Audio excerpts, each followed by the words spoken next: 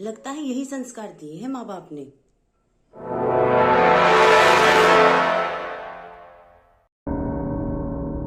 हम बड़े हैं, इज्जत करो, यही सिखाया होगा लगता है घर में। मैं जिठानी हूँ, फिर भी मेरी इज्जत नहीं है। नमस्कार साथियों, मन की बात ज्योति के साथ में आप सभी का तहे दिल से स्वागत है। हमारी बहुएं हमारी कभी इज्जत ही नहीं करती, सीधे मुंह तो कभी बात ही नहीं करती, कुछ कहते हैं तो मुंह बनाती हैं। यही सिखाया होगा माँ बाप ने। आप में से बहुत सारे लोगों ने ये शब्द सुने होंगे जो लगते तो बहुत ही कड़वे हैं और होते भी कड़वे हैं, लेकिन कई बार कहने वाले अपने में झांक कर नहीं देखते। नई नवेली बहुओं या नए नवेले किसी भी रिश्ते में ऐसी राय बनाकर बैठा दी जाती है अपने मन में कि कभी उनसे जो है उबर कर वो देखते ही नहीं है इधर उधर, कि कहने वाला व्यक्ति अपने में झांक कर ये देख पाता है कि हमने इस रिश्ते को निभाने में या शुरुआत करने में क्या गलतियां की हैं जो कि हमारे छोटे हमारी इज्जत नहीं कर रहे हैं। मैं जिठानी हूँ, फिर भी देवरानियां इज्जत नहीं करती। मैं ननद हूँ, फिर भी मुझे भाभीयों द्वारा इज्जत नहीं मिल रही। दोस्तों, कारण सिर्फ इतना है कि जब कोई भी रिश्ता शुरू होता है, वहीं से ही जो कड़वाहट है, उन चीजों की बुलंदियां, जो उन चीजों की जो इमारतें आप लोग बनाकर बैठ जाते हैं या और किसी को ऐसे तंज में कुछ ऐसा कह देते हैं कि दूसरा व्यक्ति तो नया नया है, उसके मन में क्या बात रहेगी, उसके मन में ऐसी क्या बातें बन गई जो कि इतनी बड़ी हो गई है कि वो व्यक्ति अपने आप के मन में ऐसी राय बनाकर आपके बारे में बैठ गया है कि आपको आज लग रहा है कि वो आपकी इज्जत नहीं कर रहा। किसी भी बड़े बूढ़े के द्वारा कभी भी ये नहीं देखा जाता कि घर में नई नवेली जो बहुएं हैं वो आपसे उम्र में कितनी छोटी है। ज्यादातर बहुएं या ज्यादातर कोई भी ऐसा रिश्ता, दामाद हुआ या बेटा हुआ या बहुएं हुई, उनका रिश्ता जो है वो आपसे आधी उम्र का ही माना जाता है। होता भी है, जब हम बूढ़े हो जाते हैं तभी तो हमारे नए नए रिश्ते, हमारे छोटे बच्चे, हमारे आगे ही सब बच्चे पैदा होते हैं, उनमें बहुत सारे संस्कार हमारे डाले जाते हैं और दूसरे घर से आए हुए लोगों से हम संस्कारों की जो है अपेक्षा करते हैं कि वो ऐसा नहीं करते।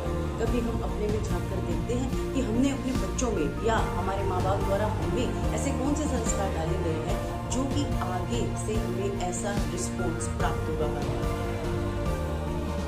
इसीलिए छोटी छोटी जो कड़वाहट है घर में बू आती है, इसमें नमक ज्यादा डल गया, ये तुम्हारे घर में ऐसा बनाते होंगे, लगता है इनके घर में ये नहीं देखा इसने, पता नहीं कैसे गरीब घर की आई है, या कुछ भी ऐसी जो अजीब सी बात आप बोल देते हैं, वही जो है किसी के बहू के दिल में इतनी बड़ी बन जाती है कि वो आपकी इज्जत तक नहीं करती है। वो भी एक इंसान है, उसके मन में भी बहुत सारी बातें हैं, वो कोई सिखा के उसके माँ बाप थोड़ी ना भेजते। ये कह दिया जाता है संस्कार ऐसे ही दिए होंगे माँ बाप ने। कोई माँ बाप अपने बच्चे को ये संस्कार नहीं देता, और ना ही कोई लड़की अपने ससुराल में या और भी किसी कार्य क्षेत्र में ये सोच के जाती है कि मैं तो वहां पर आकर युद्ध करूंगी या फिर मैं उनकी इज्जत नहीं करूंगी या आपको बुरा व्यवहार आपके साथ करूंगी। बुरा व्यवहार अगर आप करते हैं तो उसका आपको रिस्पॉन्स भी बुरा ही मिलता है। क्यों?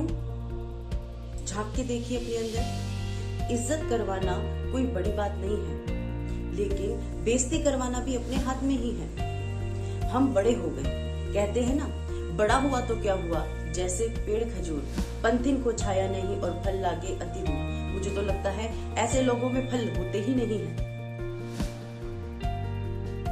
तो कृपया अपने अंदर झांक के देखिए और उसके बाद अपने छोटों को जो है जज कीजिएगा। छोटी छोटी बातों को आप ऐसे कह देते हैं और मन में ये मान के बैठ जाते हैं, अरे क्या हो गया, कह दिया हमने, क्या बिगाड़ लेंगे ये हमारा। कोई बिगाड़ नहीं सकते किसी का कुछ भी, लेकिन आप जो किसी को पॉजिटिविटी दे रहे हैं, सकारात्मकता देंगे तो सकारात्मकता मिलेगी, नकारात्मकता देंगे तो इमारतें नकारात्मकता की ही बनेगी। हर रिश्ते में आने वाली पीढ़ियां नकारात्मकता को ही अपने अंदर ग्रहण करेंगी। हो सकता है उनके अंदर, छोटों के लिए भी यही बात है। हम ये मान लेते हैं कि हाँ, हमारे माँ बाप भी हमारे साथ कई बार नकारात्मक स्थिति उत्पन्न करते हैं, लेकिन हम उस चीज को जो है टॉलरेट कर लेते हैं, उस चीज को आत्मसात कर लेते हैं। क्यों कर लेते हैं? क्योंकि वो हमारे माँ बाप होते हैं। हम उनसे बने हैं, वो हमसे, हम उनमें से इसमें जो है आपत्ति नहीं लगती या हमें कुछ ऐसा बुरा नहीं लगता, लेकिन जब हम उनके पास रहते हैं तब उनकी भी बातें हमें बुरी लगती हैं। ऐसा ही जो है ससुराल में भी होता है। हम छोटे होते हैं, हमें जो इस बात के लिए छोटी छोटी चीजों के लिए जज किया जाता है, लेकिन जैसे जैसे समय बीतता जाता है उन रिश्तों को सुलझाना, उन रिश्तों को संवारना, उन रिश्तों को जो है सुंदर बनाना, ये हमारे खुद के हाथ में है। अगर आपको लगता है कि हाँ, आपके सामने वाला व्यक्ति आपकी इज्जत नहीं कर रहा है, तो हो सकता है कि आप ही ने उसके साथ ऐसा कुछ रिश्ता कायम किया हो जिसकी वजह से वो आगे बढ़ नहीं पा रहा आपके साथ।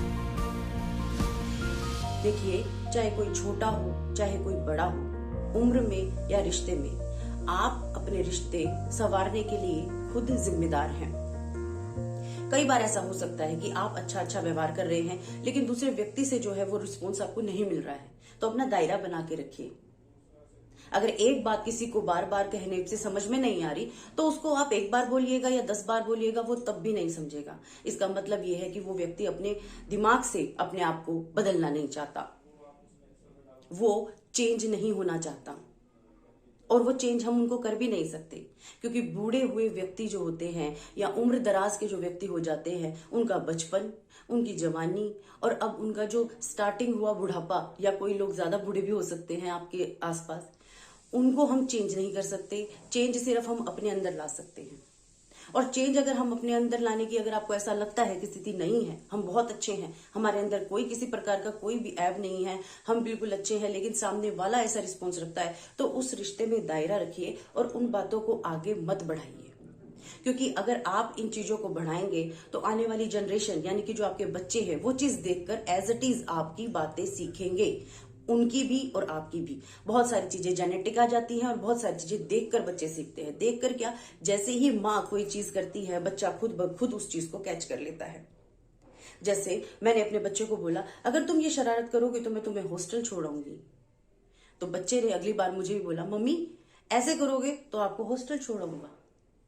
तो गलती तो मेरी है कि मैंने उसको डराने के लिए एक ऐसी जगह का नाम बताया, और आज बच्चे कर क्या रहे हैं, अपने माँ बाप को ओल्ड एज होम छोड़कर आ रहे हैं।